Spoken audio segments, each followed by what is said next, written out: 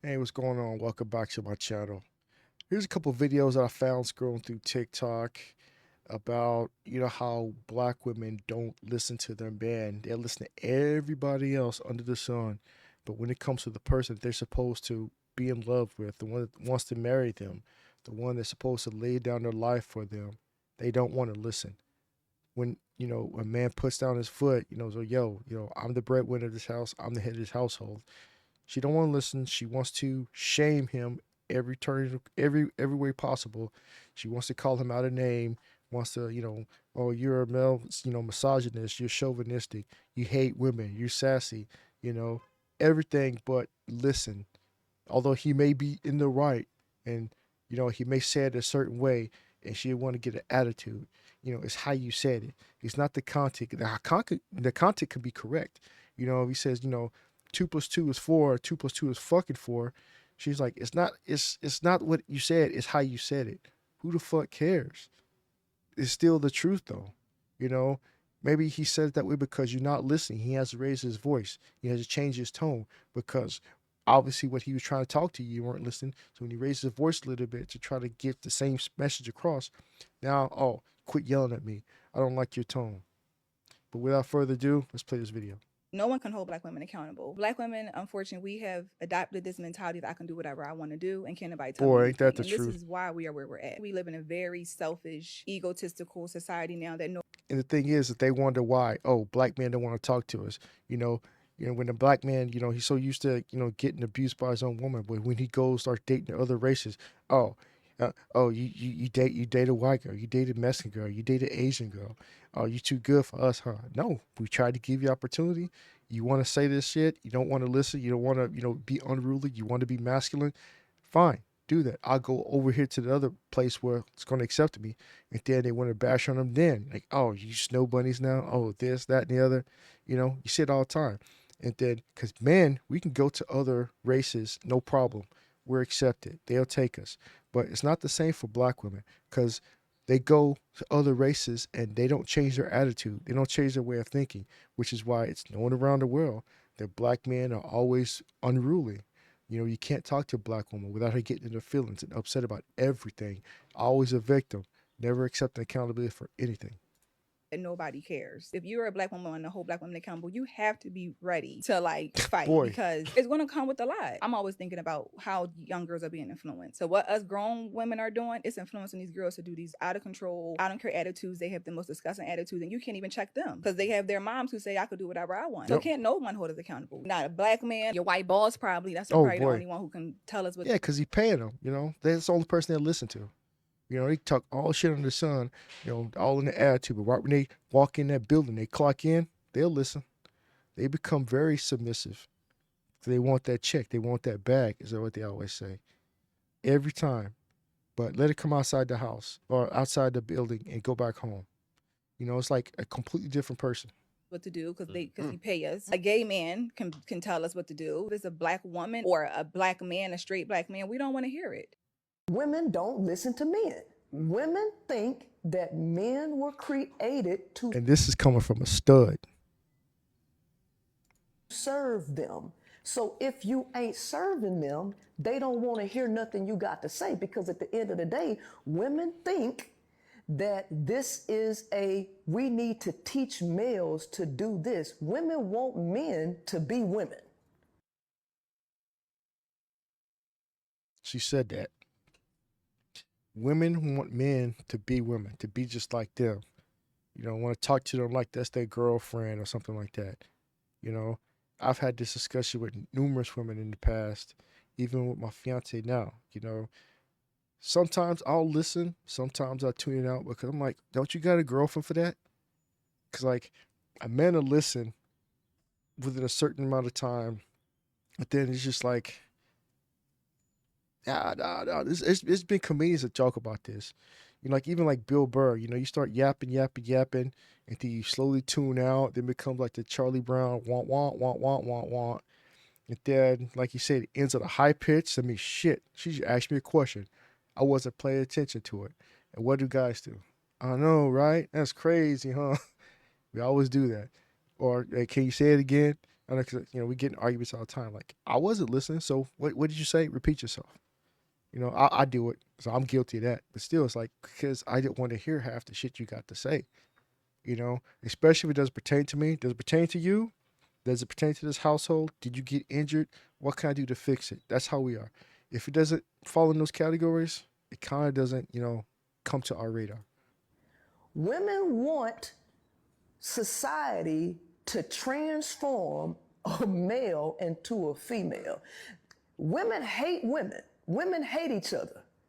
But they want to get a man and then make him embody all of the characteristics of a woman. Embody all the characteristics of a woman. Like I said, they want us to be able to feel how they feel. They want us to be able to, open up our hearts and express everything with them, just for them to weaponize what we have to say, turn around on us later on in life. Ain't happening. A black woman will always be rebellious against her black man that they live in the same household together. She won't listen to him. However, she will take the advice and listen to black social media influencers, black doctors, black attorneys, black police officers. She'll even listen to black pastors. And they the biggest ones for, pandering to black women these days, especially in the black churches. I ain't been in church in a while, but I can guarantee you, like, even going back to Dallas, going to the church that we normally go to, it's the same exact thing. Like the Steve Harveys out there, the I can't think of the pastor's name, but the Potter's House guy, I can't remember his name, but yeah, always pander to women, never hold them accountable for anything. They start talking about relationships, because that's when you go into a black church, you must see women in there now, because from what I remember, from the 80s, 90s, up into the early 2000s, you see a lot of black men in church. Now these days, you'll see a few in there. You see more older black men every now and then, but you don't see a lot of the young ones, because all they do is pander to women. Men starting to catch on to that, so we pulling out of the church and we start to communicate amongst ourselves to pass on information. Or she will listen to everything all these people say in a heartbeat. However, the black man that she shares a household with, she won't listen to anything he has to say. She will always challenge everything Exactly. that you have to say as a black man if you live with a black woman. And that challenge comes in the way of, I wouldn't wear that if I were you. You shouldn't wear that. You can't tell me what to wear. Where you going? I'm going. I don't think you go out there, at this time of night. Blah, blah. You can't tell me what to do, what I can and cannot do. You can't tell how you spend my money. Hey, can you do this for me? Why can't you do it yourself? It's like, no matter what, you're supposed to be living together. You're supposed to be a connection. You're supposed to be half of each other, a yin and a yang. But, you actually do something. It's just like you're trying to pull teeth with her, or trying to, it's just the most annoying thing ever. And when you do, finally break down and you try to level with her and try to talk, then she wants to talk over you, because she wants to be the masculine one. She wants to, be able to have control of the household. And when you do come back at it, you raise your voice. Oh, why are you yelling at me? I don't like your tone. They try to police a man's speech, his speech pattern. You try to tell him what and what not to think. I go through this every hour with my fiance. He's like, you say something. Well, I don't like the way you said it, but is it still not a fact of what I said? Just because you don't like what I said, but is 2 + 2 fucking 4? Just like 2 + 2 is 4. Doesn't matter. The message is still the same. How I said it changed because you weren't listening. So I felt I had to speak up a little bit more volume to get my point across. And now I apparently caught your attention because I raised my voice. Now you got the message. Now I can bring it back down. We can talk normal again. She will always tell you how you're wrong, and how she can do it better this way, and how it's better for her to do it that way. I've witnessed that firsthand too. I could do this better than you, or my idea is better. I sit back, let her go about, and you see you're struggling, and think, you ain't gonna help me for what? I told you my way is better. So I'm gonna let you do it your way. And then when they slowly come to realize that maybe my way was better, then they fall in line, just like clockwork. She will always not listen to you. However, she will listen to all those other black people that don't even care about her at all. Boy. This is society we live in today. This is now why we date up. He said it. It's why we date up. We could date across, we could date up, or we can date down. Most women these days, they only date across and up. And the ones that date up, it's like 80% of women going for the same 20% men. You know, I remember Kevin Simmons, rest in peace. He put that out years ago before he's passing, and that's why, a black man, average black man, you go to any country and pull a woman, no problem.